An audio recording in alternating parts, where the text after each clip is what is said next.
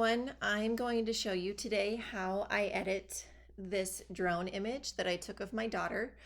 This image was inspired by an illustration in a children's book, and so requires a little bit of Photoshop, but not a ton. So I'm actually going to show you how I do my basic edits in Lightroom first, and then we'll take it over into Photoshop to finish it. So the first thing I'm going to do, I'm going to crop this. Normally when I'm shooting with my drone, I like to shoot in 16:9, but I was having some issues with it when I was taking this, and it was not responding to my remote, to my changes on my remote. So we'll just have to crop it in post. So she's right pretty close there to the rule of thirds. So I'm going to call that good. The next thing I'm going to do is I'm going to add some contrast. I'm going to take the highlights down because she's a little too bright. I'm going to bring the shadows up. I usually like to add quite a bit of clarity and texture to my drone images. So we're going to add that there. Put that up. We're also going to add some vibrance and a little bit of noise reduction. I shot this in the late afternoon and it's getting darker here, but I didn't have a whole lot of time once my daughter got home from school, so kind of had to work with what I was given. So I am gonna just brush some more highlights off of her.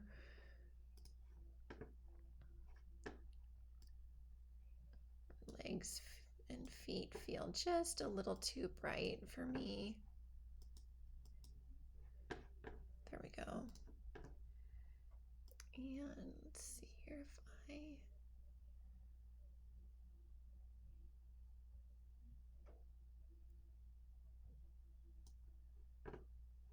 I'm gonna leave my temperature as is. Okay. All right, so I've got just my basic edits made in Lightroom. Now I'm going to take this over into Photoshop to finish it. And so I'm going to right click on the image. I'm going to hit edit in and edit in Adobe Photoshop. And it's going to take a little while to pull in. I shot this using a pretty big file size. Oh, there we go. Didn't take as long as I thought. All right, first thing I'm going to do, I'm going to press Command minus so you can see the whole thing. And then I'm going to press Command J to create a new layer. I always create new layers when I'm in Photoshop so that I'm not changing the original. So every change that I make basically usually gets its own layer. So the first thing that I want to fix is this patch of yellow grass right here on the right side. We had a leaf pile there and the grass underneath had kind of started to yellow more than the grass around it. So I want to even that out a little bit. So I'm going to go to my adjustments and I'm going to select a hue saturation. And I know that this is going to be yellow, but also if there's a specific part of your image that you want to change, you can also click on this little pointer finger and it'll bring an eyedropper tool over. And if I click on the area that I want to change, it's going to pull up the yellows there. So for this spot, I want to shift that over to be more blue. And right now it's making changes to the whole image, but I'm actually going to invert this and then brush it on, and I'll show you how to do that in just a little bit. So I'm going to shift it over to the blue, and I'm also going to lower the lightness and just desaturate just a little bit. And we'll probably have to make some more adjustments once I invert the layer. So when you add a layer mask, it automatically makes the changes to the entire image. But what I want to do is I want to invert it. So I'm going to press Command I. And you can see how it goes to black there. Then I'm going to select my brush, which is right over here, or you can press B. And then I'm going to change my color to white instead of black. And I'm going to brush on, and I'm actually using my bracket key to make it bigger or smaller. I'm going to brush this on to make it match more of the grass around it. And it's pretty close. I'm going to make just a few more changes and tweaks to it. I'm going to darken it just a little bit more.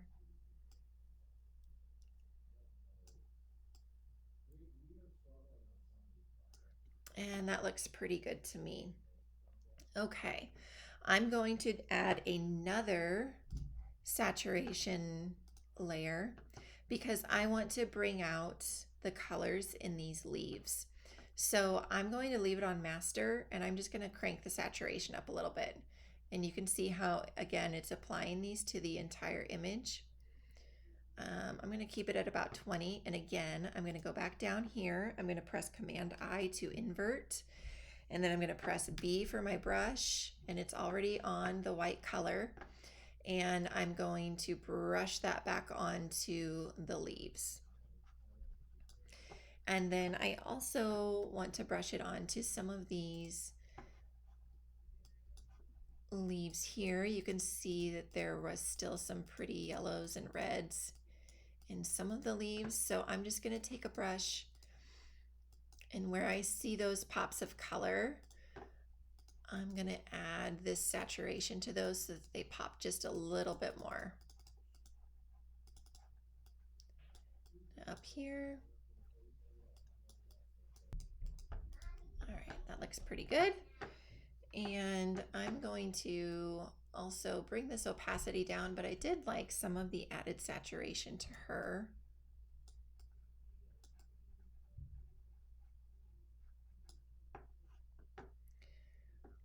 And I'm actually going to copy this and kind of start over with the layer mask here.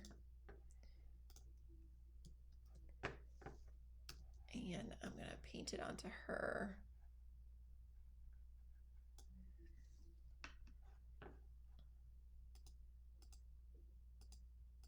So you can see that brought just a little bit of color back into her skin. Sometimes when you're doing drone images, obviously the camera is not quite as good as my my handheld camera that I have, my DSLR, my mirrorless. It's still pretty good, but sometimes the colors can get a little washed out, especially depending on the lighting situation as well. So just gonna bring a little bit of color back into her skin, but I think that looks pretty good. So what we're gonna do from here is I'm going to press Command Option Shift E. And what that does is it creates a new layer that has basically all of the changes that I've just made. So if I were to take off these hue saturation layers, they are all now a part of this new layer that I created. So if I take this off, you can see now where it's showing you these bottom layers. The next thing that I want to do is I want to make some changes to the ribbon. And in the book that inspired this idea, it has a illustration of a little girl, and there's always a blue kind of wispy ribbon that kind of follows her from page to page, and it's either floating in the air or it's off in the mountains. It's really a beautiful way that the illustrator kind of ties all of the pages together. So when I shot this, obviously I couldn't make that happen while I was also still flying the drone and taking the pictures all at the same time. So I'm actually holding a spool of ribbon just off frame to the left, and it's just kind of tucked underneath her. Her dress actually doesn't have a red sash around the waist. We just kind of made one for this particular image. But I want to give this ribbon more shape to make it look like it's flowing and floating. So I'm actually going to create two layers. I'm going to call one my ribbon, and the other one I'm just going to say underneath. And for the ribbon, I'm going to change the shape of it by going up to my filter and liquefy tool. And I'm going to press Command minus so you can see this a little bit better. But then basically I'm going to take my brush And when I click and drag, it will drag the whole thing down, kind of depending on what size of brush you're using. So I'm just gonna kind of make some bigger curves on this. And I don't want to get too close to her dress. I don't want it to make too many changes to her dress.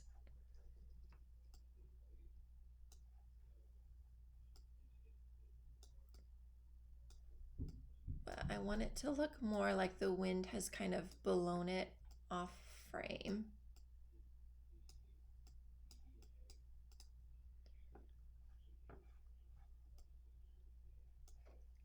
Oops, I'm gonna make this a little bit bigger and see. No, I don't like that. I kind of want it to be kind of bigger movements here.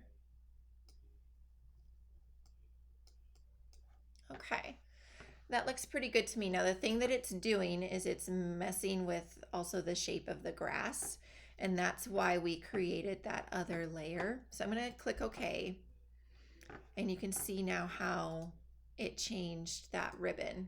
Okay, I'm gonna click off of this layer for a second, because what I'm gonna do is I'm gonna add a layer mask and I'm gonna paint this ribbon on, but I wanna fix the grass underneath.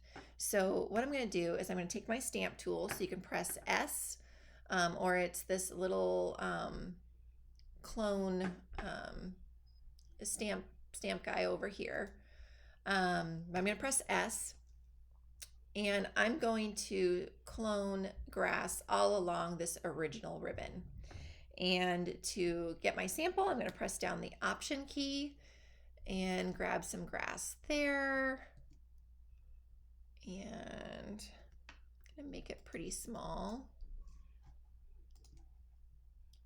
because I don't need to change very much, just a little, right? And I'm trying to find kind of pieces of grass that kind of match the tones.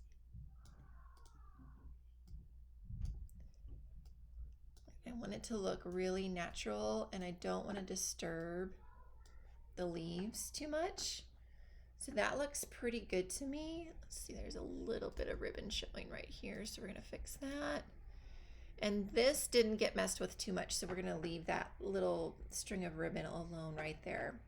All right, I'm gonna turn this back on. I'm going to give it a layer mask, and I'm going to brush on the ribbon. Make sure my opacity is right where it needs to be. Just brush on the ribbon just like this. And then I'm going to hit Command I to invert it.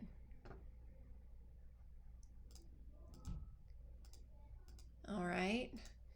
So now you can see that it has brought the curvy ribbon back, but it also does not have the grass with the added curvature to it as well. So the grass looks more natural underneath. And I'm just gonna double check that this is,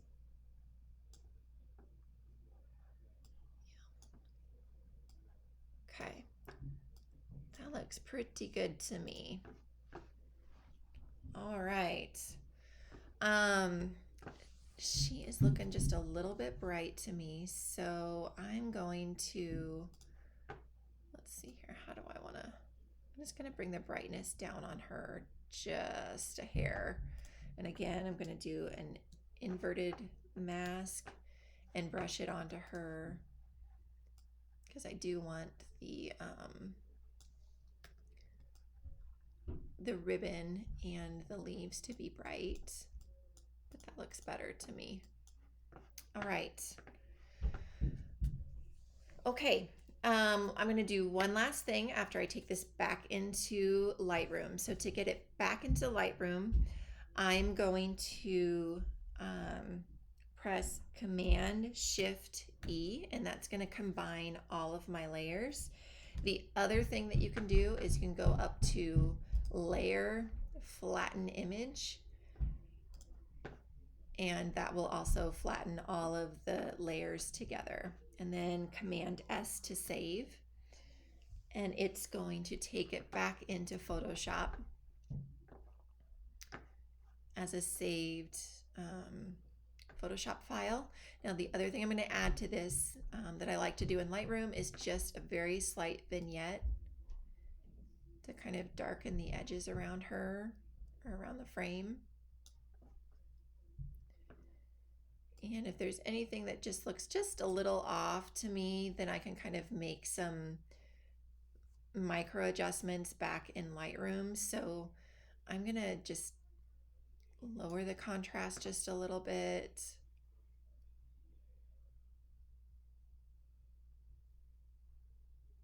And just a really slight decrease in the saturation. I was feeling like it was a little too much, but not by much. And one last thing, I'm going to look at the yellows again, the grass.